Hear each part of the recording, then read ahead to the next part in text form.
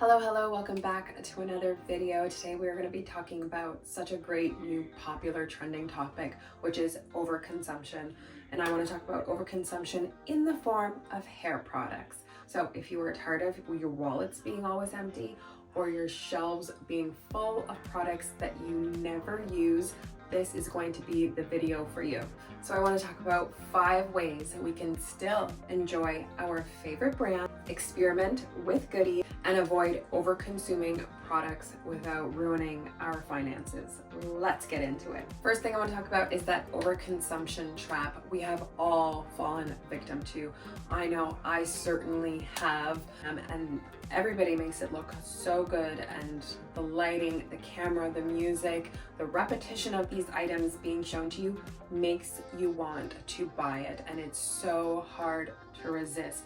I know for me, when Wade just first came out, I saw it everywhere and I told myself I was not going to get it. And then of course I keep seeing it, and somebody in my real life actually mentions it to me, and I'm like, oh, well, I guess I'm going to Sephora to buy it. And I did buy it, and I'm glad I did. But there are a lot of other products, as you can see on here, and if you've been watching for a long time, I've had for a long time, and they're just collecting dust. And I don't need them, and I don't want them, and I regret buying them. So what are we going to do? We are going to shop smarter, not harder. First up, the golden rule. Know your hair type and your hair needs. Say it with me. Not all curls and strands and waves and coils are the same. We don't all need the same exact thing. Of course, there are the basic things that all hair needs based off of science, but our preferences, our smell desires, our texture desires, our lifestyles will change up the actual products that could work best for us. We do not need it all. Understanding what your hair actually craves will save you unnecessary buying. Now let's talk about the trial size life. Obviously, not every store, not every brand, not every company has mini products or samples or travel size products that are just, in terms of the size you get and the value of it, just makes sense to get that instead of like the full size bottle. But when possible, do it. Sephora is one of those great places that offers things in travel size and minis, and then of course you get your birthday gift once a year, and that is a great opportunity to try out a new product that you've had your eyes on. Seek it out, ask questions. It doesn't hurt to go into a store and ask, like, do you guys have samples?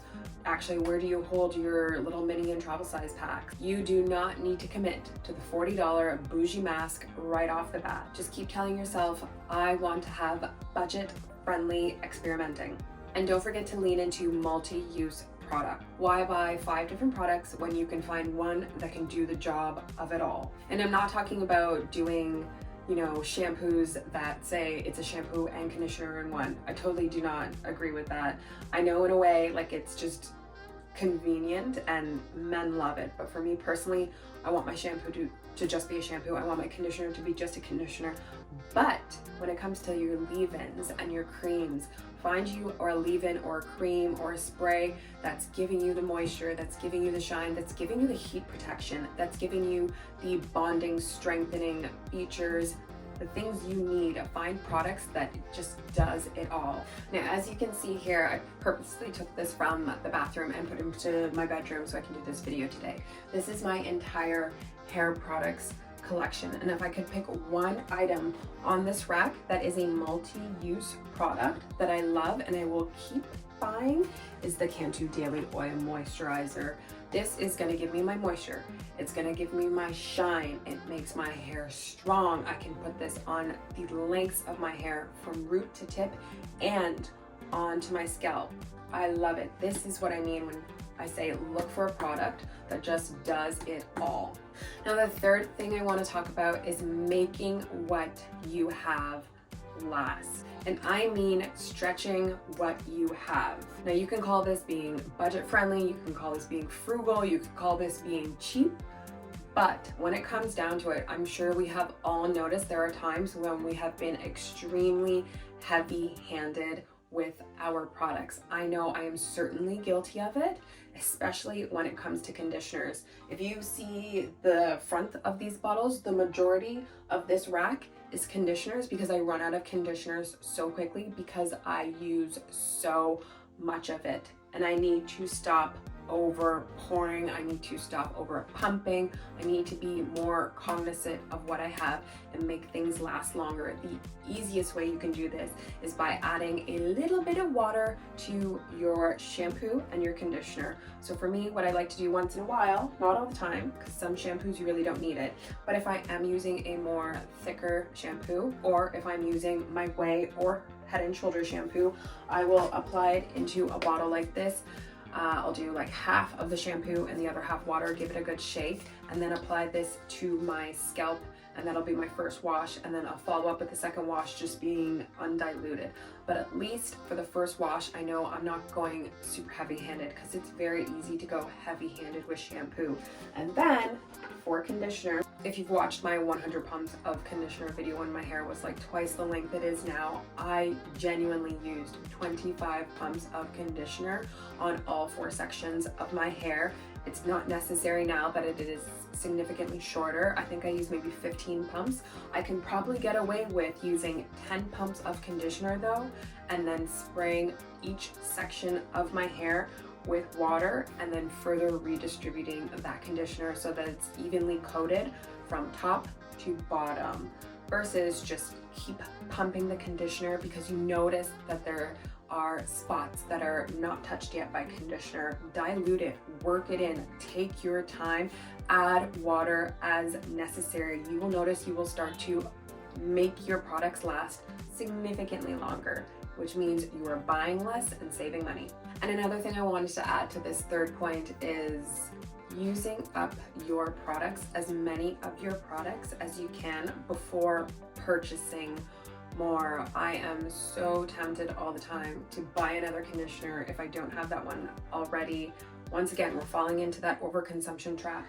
As you can see, I have more than enough shampoo, more than enough conditioner, more than enough leave-in heat protectant spray, oils, hairsprays, gels, mousses to last over a year. I technically should not be stepping into a store to purchase any more hair products.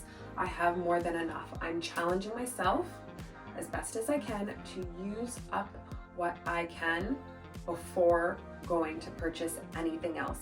And this is why I kind of like to keep all my hair products together, organize them by type so I can see, okay, do I really need to restock up on something? No. Or what's the expiration date? I need to make sure I'm checking that. Okay, I need to use this up, or I need to toss it, or I need to donate it to somebody. And that brings me into the fourth point, which is the joy of decluttering. Once in a while, take everything off your shelf or out of your closet, give it a good clean, see if you need it, keep it, make a mental note to use it, and if not, garbage. Give it to your mom, give it to your sister, give it to your friend, somebody who you think will more likely use it than you. Toss it or use it. And embrace a more mindful consumption approach. When you are in the store, or when you're online shopping, or when you're watching TikTok or any of these videos on social media, sit back and ask yourself, do I really need this? Am I gonna use it? Is it worth the money? And most importantly, will it add value to my routine? Well, I find that when I'm more intentional with my purchase, I'm more likely to enjoy it more. I'm more likely to love it more. I'm more likely to use it. And number 5, my final point, which is stock up smartly on your go-to staples. For me, I am always willing to kind of switch out my shampoos and conditioners. I really do only like a handful of heat protectant sprays. My go-to is the Color Wow Supernatural Dream Coat one. When this is done, and I'm on my second bottle, when this is done, I know I will repurchase. And then of course my Cantu Daily Oil Moisturizer. I have been using Cantu Daily Oil Moisturizer for probably over 5 years, maybe over 7 years. And it is something that I will keep repurchasing because I know I love it. And this was my last bottle. As you can see, it's all the way down here. So I have gone to the beauty supply store and I have stocked up on it. So this is my bag. I went to the store and I bought 1, 2, 3, oh God, 4, 5. I bought 5 extra bottles of my Cantu Daily Oil Moisturizer. There was only 5 on the shelf and I picked up all 5. They go for $8.99 in my local beauty supply store. I personally think that is an excellent price. I find that I get paranoid when I'm on my last bottle, it's running low, and I have no other ones left in my stock, and keep an eye out for sales or discounts. And then I'm gonna go back to the store and get as much as I can. Do not be afraid, guys. If you love a product, to continue to buy it. You don't always have to be experimenting, and it's totally okay to make sure you are well stocked. And here's the key though, stick to staples you know you will buy regularly and things that you can budget for. This is a staple because I know I love the price and I can afford this. For example, I purchased the Pattern Beauty Intensive Conditioner from Sephora. This is $40. I can't imagine if I was absolutely obsessed with this conditioner and I wanted this to be in my staples and I had to pay $40 for this every single time. I would be broke. So keep in mind, are you putting things into your staples category because you can afford it? And I don't mean skip out on those really great luxury items, those sensory items, those things that make you feel like you are a queen, you're a princess, you're living your best life. If there's something you love and it's giving you that kind of emotional satisfaction, go ahead. But keep in mind, how long can you sustain that? Is it realistic? This is the problem with overconsumption as well. We are oftentimes too willing to put ourselves into debt just for a little bit of emotional satisfaction. Try to keep things as realistic as possible. I promise you, in the long run, you will be happier with the more money that you retain. There you have it, my loves, my crown beauties. Some things to keep in mind in order for you to continue to slay your hair goals. Have the best hair of 2025 without growing broke. Remember, it's not about having all the products, it's about having the right product. If you found these tips helpful, don't forget to like, comment, subscribe, give this video a thumbs up. Please, it means so much to me and it lets me know you like this type of content. And let's keep the conversation going. Share your tips, your tricks, your best places to find great deals for hair care products so we can all have great items. Until next time, keep shining and rock your crown.